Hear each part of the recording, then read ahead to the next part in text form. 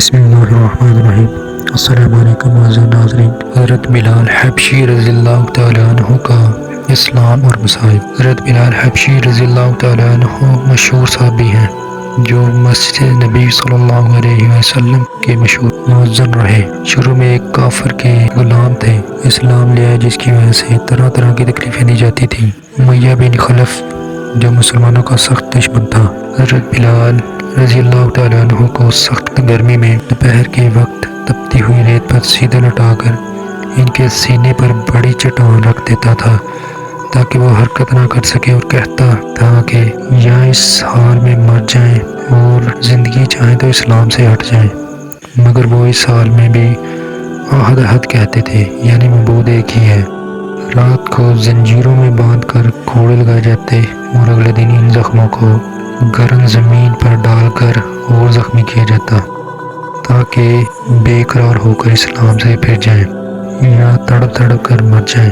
عذاب دینے والے وقت آ جاتے، کبھی ابو جہل کا نمبر آتا، کبھی امیہ بن خلف کا، کبھی اوروں کا، اور ہر شخص اس کی کوشش کرتا کہ تکلیف دینے میں زور ختم کر دے۔ حضرت ابو بکر صدیق رضی اللہ تعالیٰ عنہ نے اس حالت میں دیکھا تو ان کو خرید کر آزاد فرمایا۔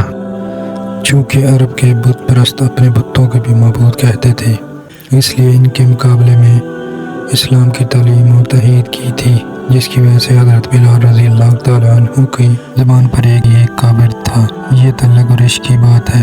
ہم جھوٹی محبتوں میں دیکھتے ہیں کہ جس سے محبت ہو جاتی ہے اس کا نام لینے میں لطف آتا ہے، بے فائدہ اس کو رٹا جاتا ہے، تو اللہ کی محبت کا کیا کہنا جو دین اور دنیا میں دونوں جگہ کام آنے والی ہے۔ یہی وجہ ہے کہ حضرت بلال حبشی رضی اللہ تعالیٰ عنہ کو ہر طرح سے ستایا جاتا تھا، سخت سے سخت تکلیفیں پہنچائی جاتی تھیں۔ مکہ کے لڑکوں کے حوالے کر دیا جاتا تھا کہ وہ ان کو گلی کوچوں میں چکر دیتے پھریں، اور یہ تھے کہ ایک کی رٹ لگاتے تھے۔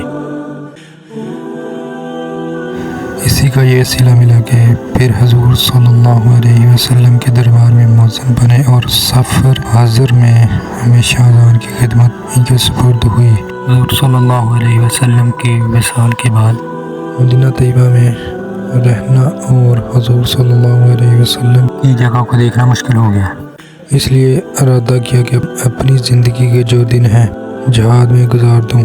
اس لیے جہاد میں شرکت کی نیت سے چلے گئے۔ ایک عرصہ تک مدینہ منورہ لوٹ کر نہیں آئے۔ ایک مرتبہ حضور صلی اللہ علیہ وسلم کی خواب میں زیارت کی۔ حضور صلی اللہ علیہ وسلم نے فرمایا، بلال یہ کیا ظلم ہے، ہمارے پاس کبھی نہیں آتے۔ تو آنکھ کھلنے پر مدینہ منورہ حاضر ہوئے۔ حضرت حسن اور حسین رضی اللہ تعالیٰ عنہ نے اذان کی فرمائش کی۔ لاڈلوں کی فرمائش ایسی نہیں تھی کہ انکار کی گنجائش ہوتی۔ اذان کہنا شروع کی اور مدینہ میں حضور صلی اللہ علیہ وسلم کے زمانے کی اذان کانوں میں پڑھ کر کہرام مچ گیا۔ عورتیں تک ہوتی ہوئی گھر سے نکل پڑی۔ چند روز قیام کے بعد واپس ہوئے اور 20 ہجری کے قریب دمشق میں وصال ہوا۔